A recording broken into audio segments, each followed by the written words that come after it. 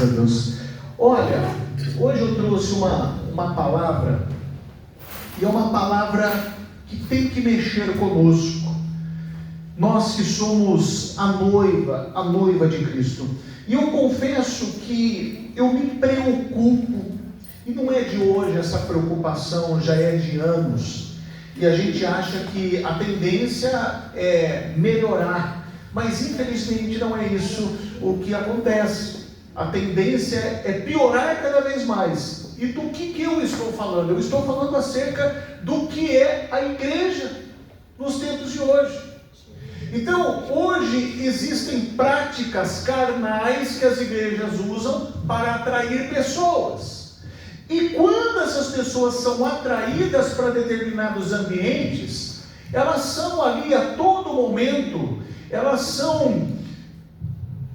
recebem algo que no fim não tem nada a ver com o Evangelho. Fala-se de Jesus, prega-se sobre Jesus de forma muito superficial, mas eles trazem motivação para o povo e isso não gera discípulos de Cristo. Então hoje eu quero falar sobre o Evangelho para o homem. E para nós termos como base na palavra de Deus, a primeira epístola, ou como eu era católico e eu fazia catecismo, aí o menino foi ler, segunda epístola, né? Mas não é epístola, tá? Então, primeira epístola de João, capítulo 4, eu quero ler os 3 primeiros versículos deste capítulo.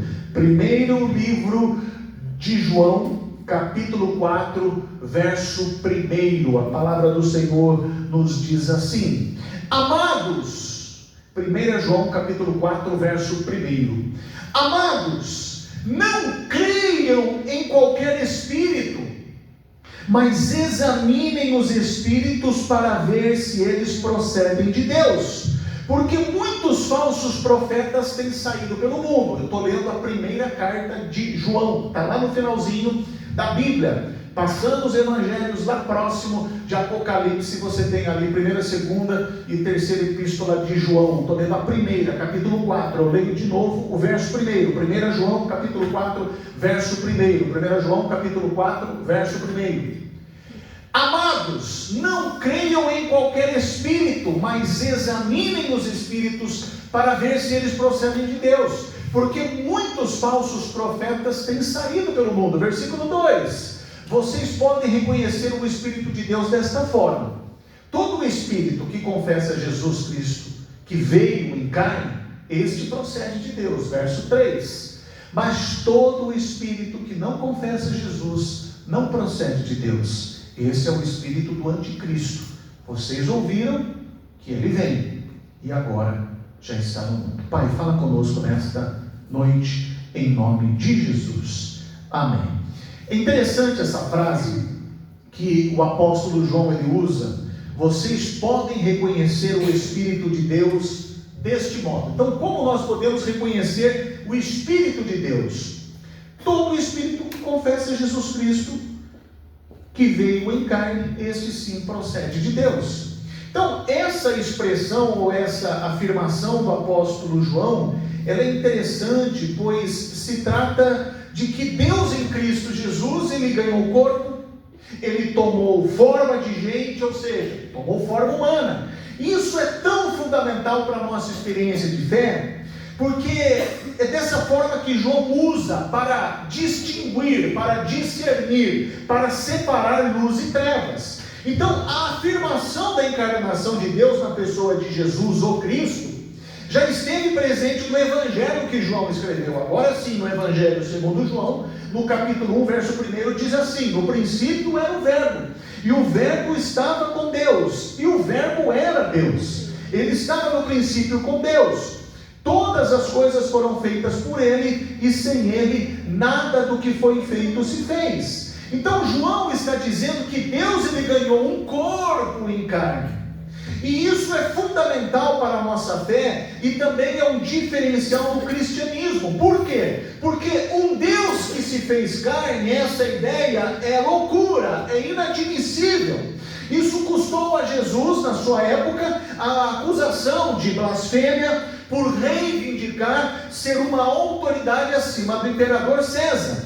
Porque as afirmações que Jesus fazia, eu e o Pai somos um, quem vê a mim vê ao Pai, antes de você eu sou, antes de Abraão eu sou. Então essas afirmações que Jesus fazia, de unidade com o Pai, fazendo essas reivindicações, e os apóstolos dizendo, não, é verdade o que ele está dizendo, ele é o Filho de Deus. Isso é algo extraordinário, e por isso que a história do mundo mudou após esse evento.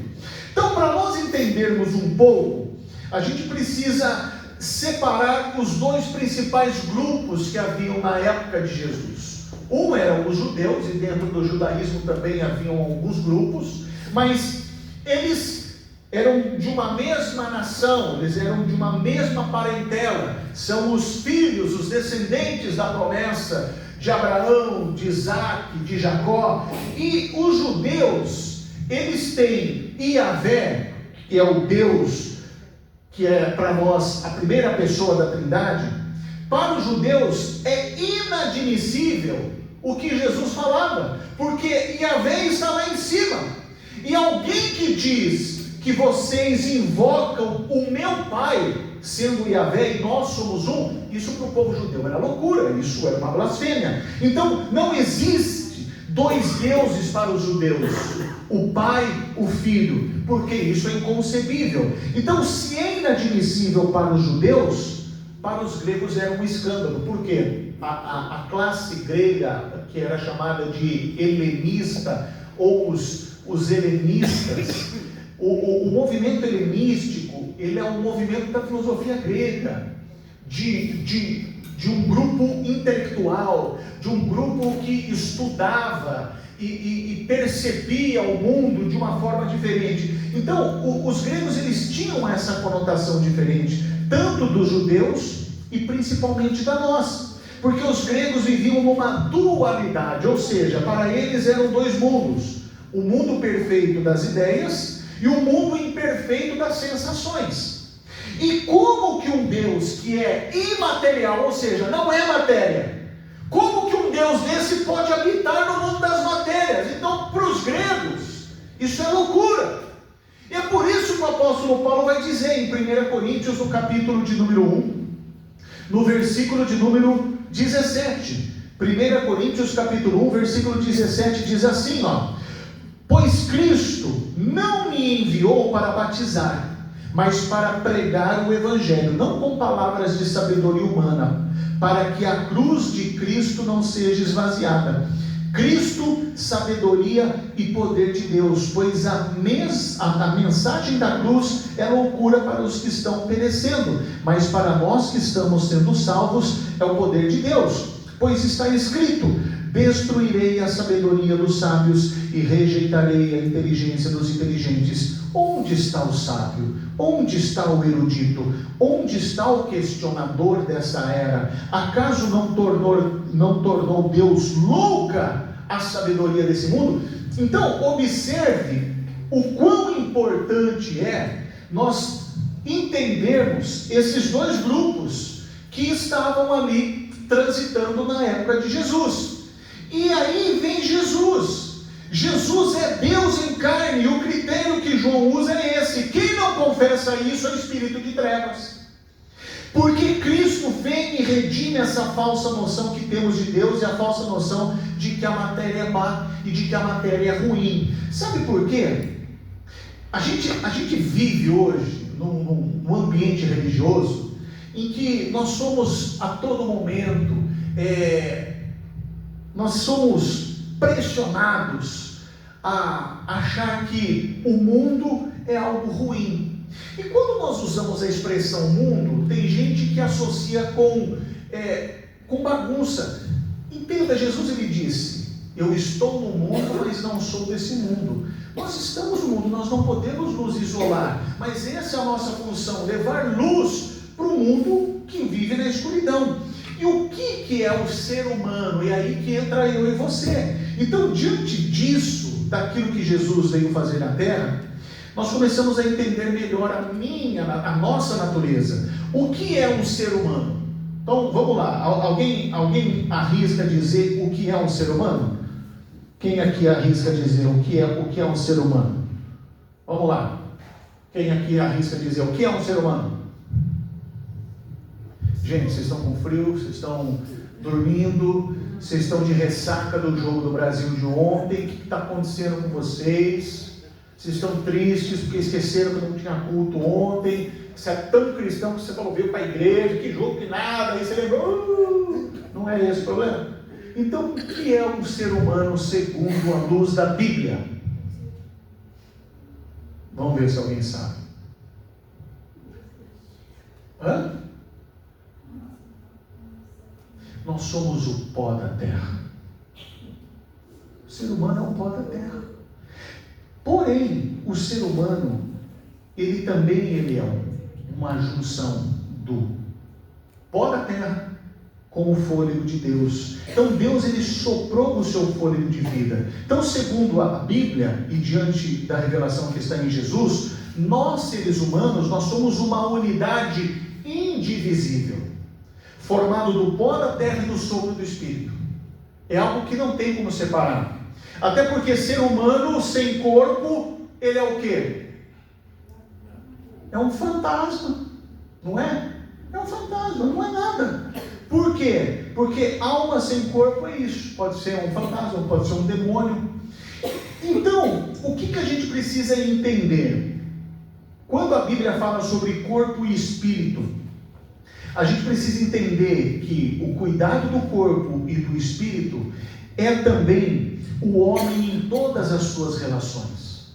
É o homem se relacionando consigo, o homem se relacionando com o próximo, o homem se relacionando com Deus e com a natureza criada por Deus, que são os animais. A natureza é o homem todo, ou seja, é ele e suas circunstâncias. Eu falava algo no domingo de noite, eu fico um pouco mais à vontade no culto da noite, porque nós não temos internet, não está sendo gravado, porque a gente às vezes dá umas bolas fora e o povo às vezes esquece de editar, vai. E para viralizar isso daí é o palito, né? Só que o problema é se você viraliza de uma forma positiva, não é viralizar sendo cancelado, né? O que o povo evangélico mais gosta de fazer é cancelar os outros. E o que o cancelamento de hoje, principalmente de crente nas redes sociais, a gente pode comparar a que episódio narrado nos evangelhos? Vamos ver se alguém consegue. A pessoa que vocês sabem o que é cancelamento, sim ou não? Sabem? Então o que é? Quem não sabe o que é cancelamento, eu vou explicar para quem levanta a mão. Quem não sabe o que é cancelamento? Todos sabem? Então tá bom. Então, se você vier perguntar depois, eu não vou explicar, hein? Se no final do culto você vier para mim e falar, pastor, o que é cancelamento? Eu falei, perdeu a oportunidade. Agora você vai ter que procurar a sua instrução. Eu vou dar a última chance. Quem não sabe o que é cancelamento, eu explico agora. Então todos sabem. Maravilha. Enfim, por que eu estou falando de cancelamento? Por quê? Vocês não estão prestando atenção no que eu estou falando na igreja. Então por que eu estou falando de cancelamento? Vocês esqueceram da pergunta anterior que eu fiz. Qual que era a pergunta anterior que eu fiz? O que é o ser humano? Depois? Que é o cancelamento. Não. O que é o ser humano? Isso, pastora, nota 10 para você. As pessoas que vão nas redes sociais para cancelar os outros, isso nós podemos comparar com qual episódio narrado nos evangelhos?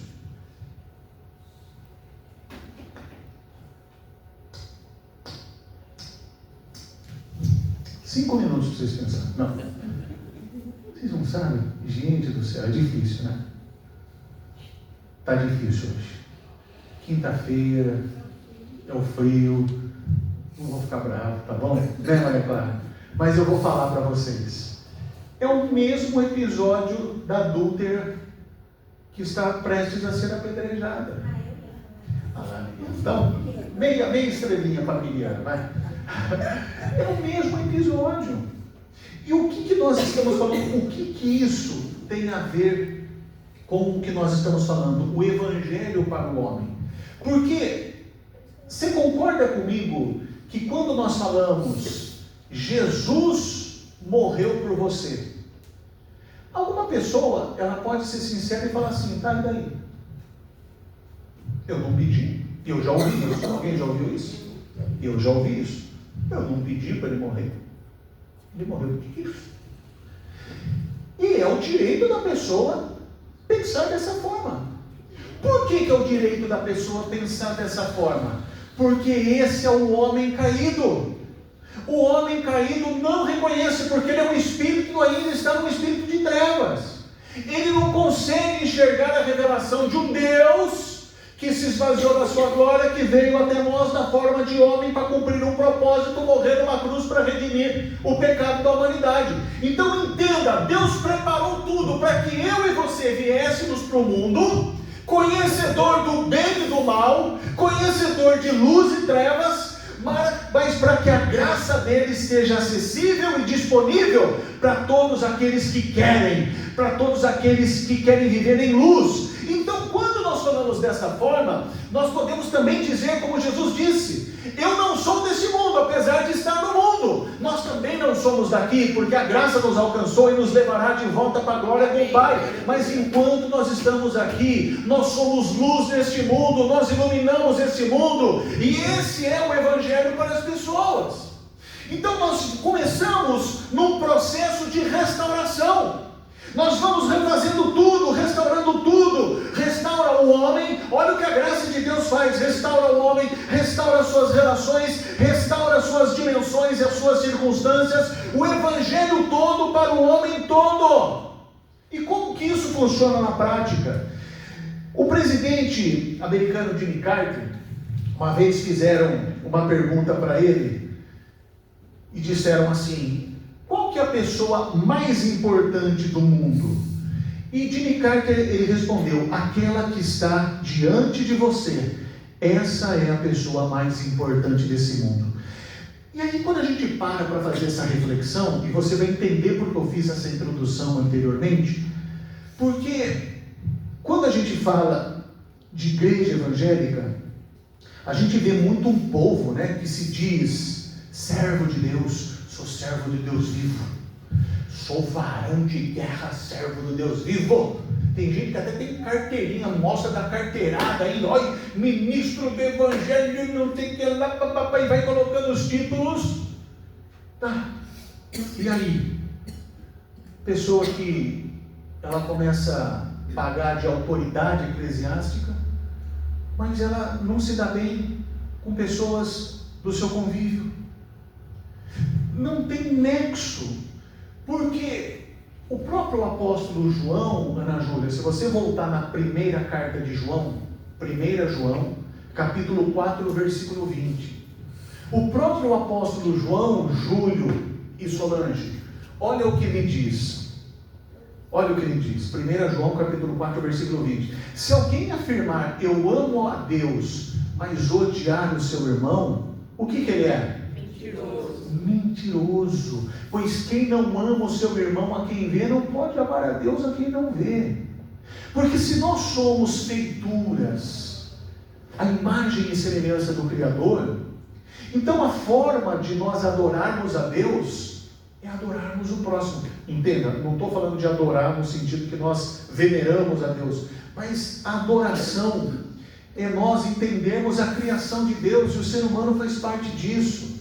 E quando nós começamos a encarnar essa verdade, tudo começa a mudar. Então, diante desta pergunta que fazem para Jimmy Carter, qual é a pessoa mais importante do mundo? E diante da sua resposta, aquela que está à frente de você, que está diante de você. Então, quem está diante de você? São aquelas pessoas. Se elas vêm alegre para te abraçar, eu canto louvores com ela em gratidão a Deus. Se são pessoas que vêm tristes para me abraçar, eu abraço e choro com ela. Se ela vem me abraçar com fome, eu abraço e reparto o meu pão. Se ela vem enferma, eu a encaminho para a cura. Ou seja, a pessoa mais importante do mundo é aquela que está à nossa frente, e a demanda que ela nos traz, inclusive as que eu não consigo resolver, mas tenho que me empenhar. Por exemplo, numa questão de enfermidade, eu não posso posso afirmar para você que você será curado, mas eu me empenho, me comprometo, vamos jejuar junto, estamos juntos nessa, vou ligar, vamos enfrentar essa luta junto, vamos para o monte se for o caso, vamos abrir um jejum. É isso que precisa. Essa é a pessoa que está diante de você. Então a pessoa mais importante do mundo é aquela que está à nossa frente e a demanda que ela nos traz. Então temos que perguntar às pessoas: o que você nos traz? Abraço, remédio, estudo da palavra, tudo isso são manifestações da graça de Deus. E a nossa plenitude não é aqui, mas aqui nós podemos experimentar da abundância de Deus. A abundância de Deus em nós, e temos que repartir isso, levando o Evangelho a quem? A todos. Isso é o compromisso de uma comunidade cristã. E quando conseguimos viver isso, tornaremos isso um espetáculo diante de trevas. Você vê que as pessoas, elas são convidadas para irem em grandes aglomerações de pessoas, num contexto religioso, mas não para se tornarem discípulas de Cristo. Estão ali para quê? Para se sentir bem. O Evangelho não é isso. O Evangelho não é se sentir bem, porque isso vai contra a lógica de Cristo. Jesus se sentiu bem quando ele veio à Terra? Sim ou não? Hoje o sim ou não está disparado. Jesus, quando veio à Terra, vamos falar a verdade, foi só sucesso? Não. Como que Jesus termina? Humanamente falando, crucificado. Lógico, a gente sabe, ele venceu a morte, ressuscitou no terceiro dia, glória a Deus por isso, mas ele morreu. Evangelho não é se sentir bem. Ai, pastor, então eu tenho que estar mal. Entenda a colocação das palavras, não distorça o que nós estamos tentando passar. Infelizmente, tem gente que procura a igreja simplesmente para buscar um êxtase, uma falsa sensação de otimismo, mas ali não tem cristianismo, não tem discipulado, não tem discípulo. E o que é o discipulado? Então, a gente precisa entender que a nossa plenitude não é aqui. E quando conseguimos viver isso, a gente faz com que a nossa comunidade, ela se transforme em um espetáculo diante das trevas. E o apóstolo Paulo fala isso lá em Efésios, no capítulo 3, no versículo 10. Olha o que diz. A intenção dessa graça era que agora, mediante a igreja, olha só que forte isso, Efésios 3:10. A intenção dessa graça era que agora, por meio da igreja, ou mediante a igreja, a multiforme sabedoria de Deus se tornasse conhecida dos poderes e autoridades nas regiões celestiais. A multiforme graça é manifesta pela igreja. Pessoal preocupado e comprometido em servir. É quando os anjos passam para os demônios e dizem: perdeu. Olha a comunidade, que expressão maravilhosa do Evangelho lá no bairro Areião. É como o que Jesus fez para um jovem que vivia perturbado por legiões de demônios. Aquele jovem, o texto vai dizer que ele vivia num cemitério porque ninguém conseguia detê-lo, até que um dia Jesus chega até ele. E o interessante é o que acontece depois, porque enquanto aquele jovem está ali possesso, todo mundo tinha medo, em virtude da forma agressiva. Mas quando Jesus chega, Jesus dá uma ordem à legião que estava possuindo aquele homem. Agora, olha o Evangelho segundo Marcos, capítulo 5, versículo 18. Depois de Jesus ter curado aquele homem, ter libertado aquele jovem, olha só, versículo 18. Quando Jesus estava entrando no barco, o homem que estivera endemoniado suplicava ali que o deixasse ir com ele. Olha o que Jesus falou: não vai. E o que Jesus disse? Vá para casa, para a sua família, e anuncie-lhes quanto o Senhor fez por você e como teve misericórdia de você.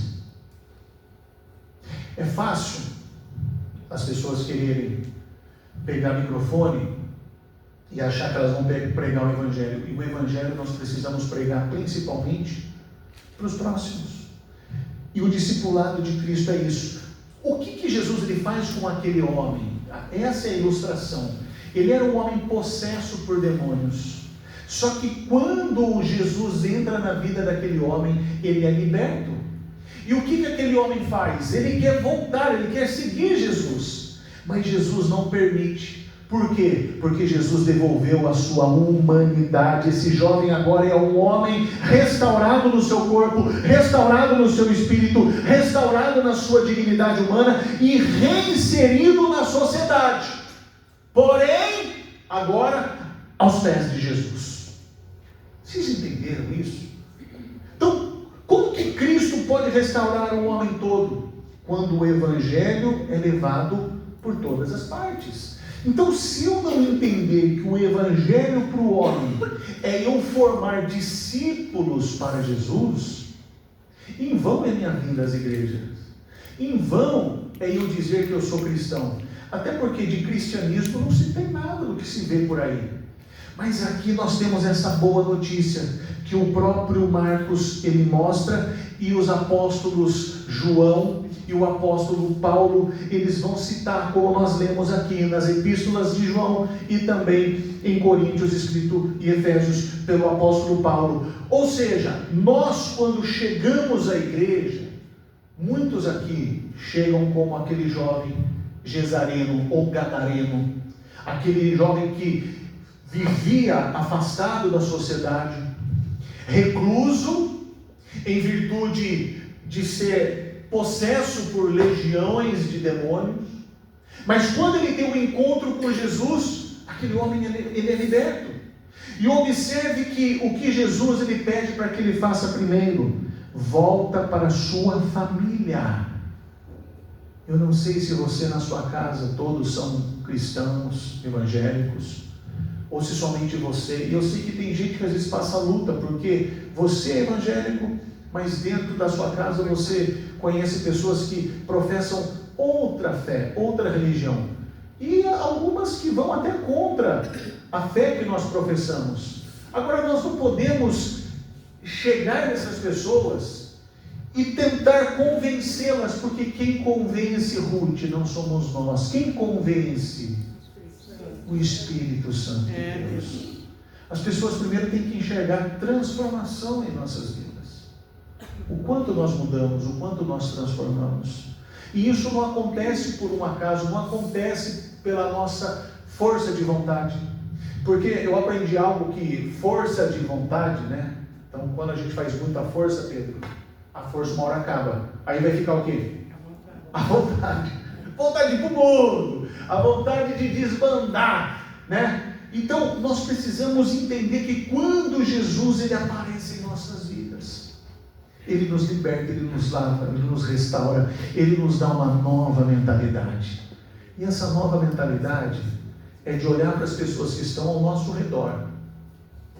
E às vezes nós não precisamos abrir a boca, a gente só precisa amar, a gente só precisa compreender. A gente só precisa falar desse Jesus misericordioso através das nossas ações. Então, observe que o Evangelho para o homem, ele é restaurador. O Evangelho para o homem é libertador. E o Evangelho para o homem, ele também é salvador, porque ele salva. Então, as boas novas do reino de Deus, anunciadas por Jesus, e agora continua sendo anunciado pelo próprio Jesus, mas por intermédio do Espírito Santo de Deus, que agora habita em nós.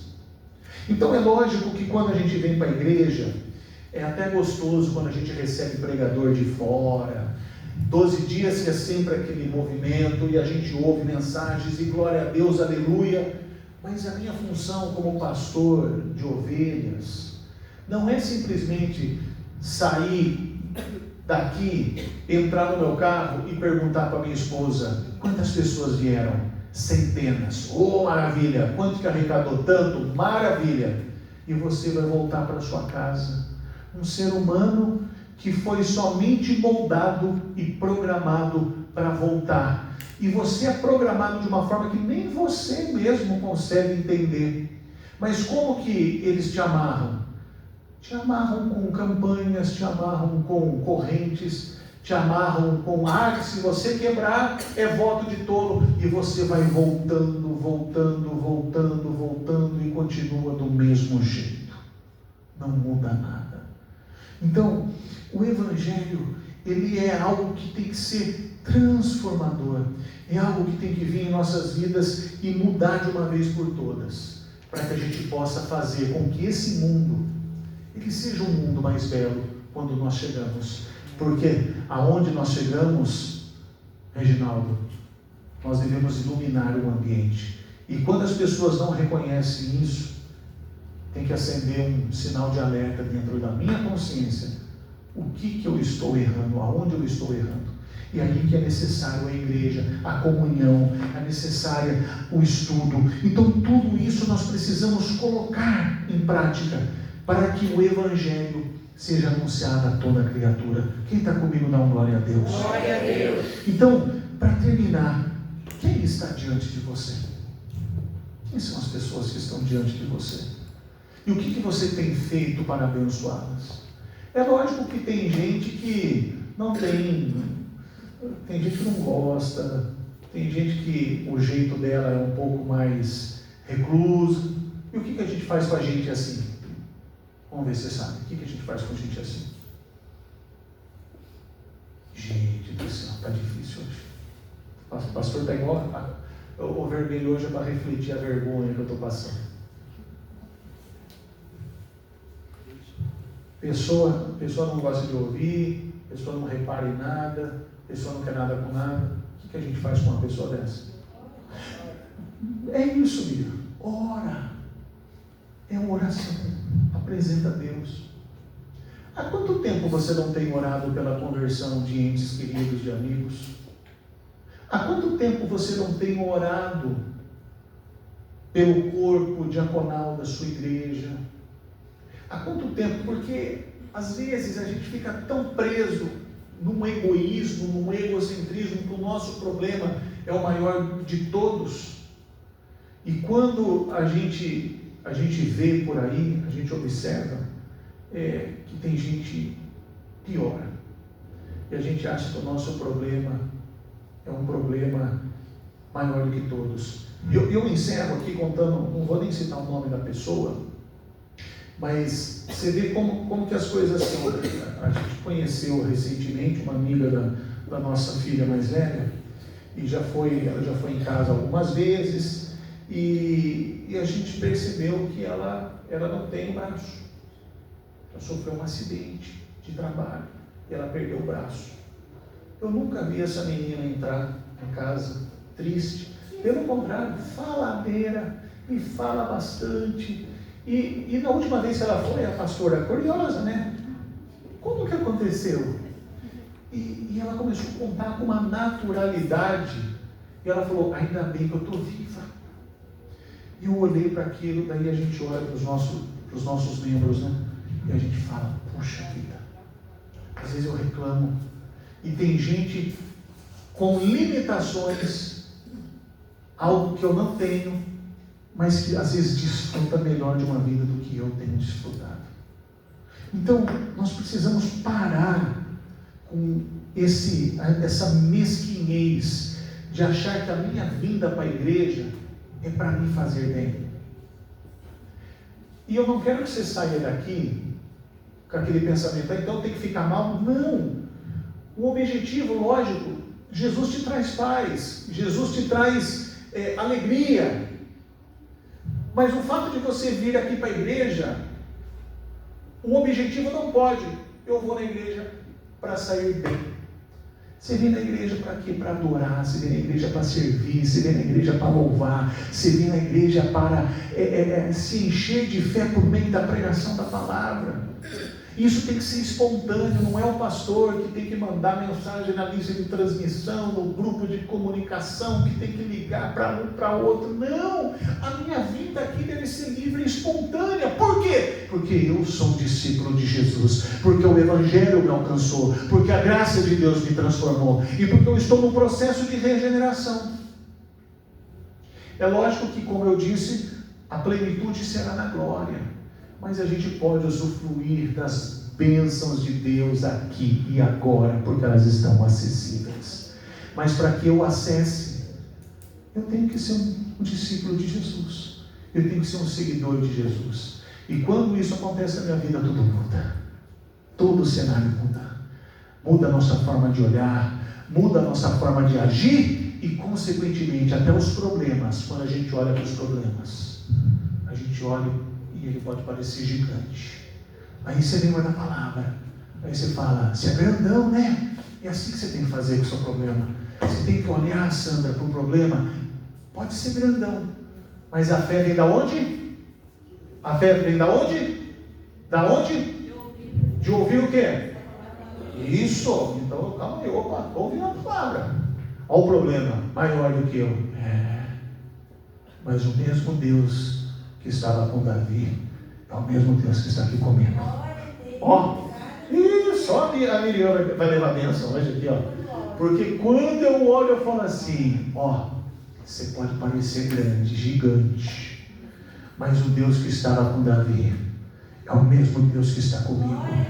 E eu posso ter aqui algo em minhas mãos. E se você vir para cima de mim, eu vou com Deus para cima de você. E quem vai vencer a luta? Nós. Em Cristo Jesus. Amém? Então que a gente possa sair daqui nessa quinta-feira com esse desejo de nós servirmos e de nós olharmos para os problemas, por maiores que sejam, eles não vão te engolir, eles não vão te destruir. Sabe por quê? Porque maior do que Ele é o nosso Deus soberano que está olhando por todas as coisas. Feche os seus olhos, eu quero orar por você. Santo Deus e amado Pai, em nome de Jesus, nós te agradecemos por mais esse encontro, um dia atípico. Hoje não é dia de nós cultuarmos, mas em virtude da programação dessa semana, assim fizemos. Nós não deixamos de estar aqui no meio da semana para te agradecer por tudo que aconteceu até então.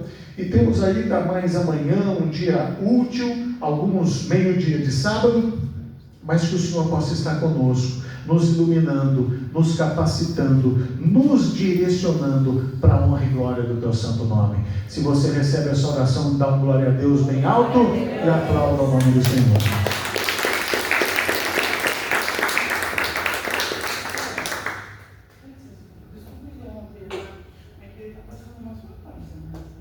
Claro. Ele estava lá na escolinha e começou a falar umas coisas para mim que eu não... O que ele falou? É teatro? Oh. O que ele falou? Não sei o que Não sei. Aí eu falei assim, vou levar você para pastor, porque estava na escola, brigou lá na escola. Brigou na escola, Samuel? Brigou lá na escola, eu falei, conversar com o pastor. Samuel não briga. Não briga, Samuel. Samuel não briga. Nós vamos orar para o Samuel, então? Ele levanta as mãos aqui do Samuel. Nós vamos orar por ele. Santo Deus e amado Pai, nós apresentamos a vida do Samuel. Em nome de Jesus, que o Senhor abençoe hoje e sempre. Amém? Amém. Ah, um atorzinho aqui. Você acha que o Samuel briga? Eu posso acabar.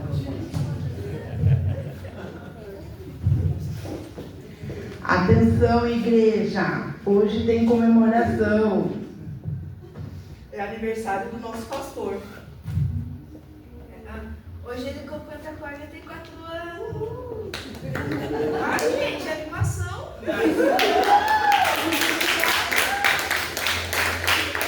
Mas calma. Ele não parece ter 44 anos, parece? Não. Bem menos. Parece bem menos, gente. Nosso pastor é um homem de muitas profissões. Na igreja ele é pastor, no restaurante ele é administrador. E nos Jogos do 15 de Piracicaba ele é o narrador. E nas brincadeiras ele vira criança do carinho. E quando o 15 faz um gol? Ele narra com emoção. Quando alguém chega com fome? Ele ajuda a cuidar do restaurante. E quando a igreja precisa dele? Ele está sempre pronto para servir. Glória a Deus. Pastor, o Senhor nos ensina sobre Jesus. Nos ensina a amar. Nos ensina a servir e nos ensina que podemos ser felizes seguindo a Deus. E hoje queremos agradecer por tudo que o Senhor faz. Muito obrigado, pastor. Que Deus lhe dê saúde e muitas bênçãos. Muitas alegrias e muitas bênçãos.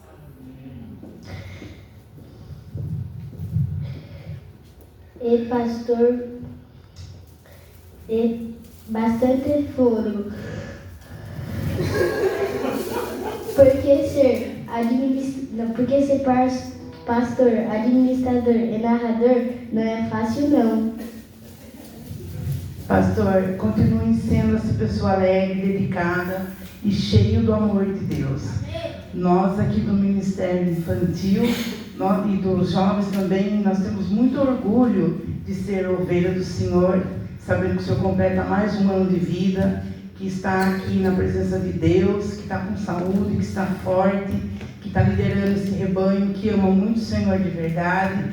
Então nós vamos cantar um parabéns para você, né? E completando mais esse ano. Então nós não temos assim, só que agradecer a presença de Deus e a vida do Senhor, amém? Vamos lá, gente, vamos ficar em pé. Vamos, em primeiro lugar, vamos fazer uma oração para o pastor, todo mundo. Vamos estender a mão para ele, depois a gente canta parabéns, né? Vamos estender a mão para ele receber a nossa oração. Amém. Pai querido, Pai amado, nesse momento eu entrego a vida do nosso pastor em Tuas mãos, aonde ele completa, Senhor, mais um ano de vida. Que o Senhor venha, Pai, abrir os céus nesse momento e receber o nosso clamor na vida dele. Cobre ele com Teu sangue, Senhor Jesus, dando saúde, dando paz, sabedoria, retirando tudo aquilo que não provém do Senhor. Que o Senhor possa guardar, Pai, a entrada, a saída da vida do nosso pastor, querido e amado por todos nós aqui dessa igreja de Areião. Que o Senhor possa abençoar ele tendo esse privilégio de chegar até essa idade, Senhor, e tendo esse privilégio de estar aqui com a gente, que somos, assim, mais do que um orgulho, estar debaixo, Pai, das mãos potentes do Senhor e também pela direção do nosso pastor. É que eu te peço, te agradeço, que o Senhor possa abençoá-lo grandiosamente, em nome do Pai, do Filho e do Espírito Santo. Amém.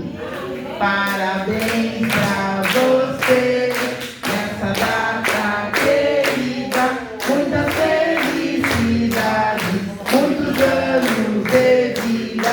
Parabéns pra você nessa data querida, muitas felicidades, muitos anos de vida. O pastor Nada, como é que é? É bênção? É bênção? Oh, glória a Deus, aleluia.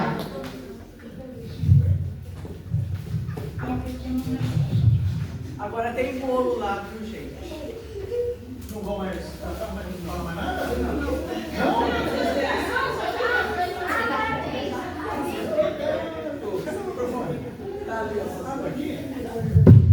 Não tem mais nada? E será que eu vou assinar muitos contratos em nome de Jesus? Deixar ficar passou. Gente, obrigado, viu? A oração da Solange. Ele chegou até essa idade. Meu Deus do céu, glória a Deus. Ainda bem, né? Pelo amor de Deus. Continue orando desse jeito. Né? Quero chegar nos 50, né? 60, enfim. Olha, é o bolo gelado? O bolo gelado da Rosana. Maravilhoso. Gente, não tem como não falar. Segunda-feira me convidaram para fazer uma visita pastoral. E o povo anotou a lição de casa do culto do domingo. Eu perguntei sem querer, qual é a comida preferida do pastor? Estrogonofe. Tinha estrogonofe, qual é o doce preferido? Nunca ouviram falar. Tinha até o Chico balanceado. Obrigado, viu, Rosana? A Rosana, a Kátia ali me receberam lá na... E o Davi também, né? Na casa dele, segunda-feira. Hã? Não vai contar para eles. Foi pro Davi, a gente foi atender o Davi, né? Então, quem quiser a visita pastoral, eu estou à disposição, tá bom? Que a gente possa voltar para os nossos lares abençoados. Lembrando que domingo nós temos 12 reuniões. Gente, ó, hoje eu estava com mais 3 pastores na hora do almoço e todos eles falaram a mesma coisa. Chega essa época de frio e de chuva, cai a frequência na igreja. Mas, gente, é o que eu prego todo dia. Eu não posso ficar condicionado a frio e chuva. Eu tenho que vir por amor, igreja, por amor a Jesus.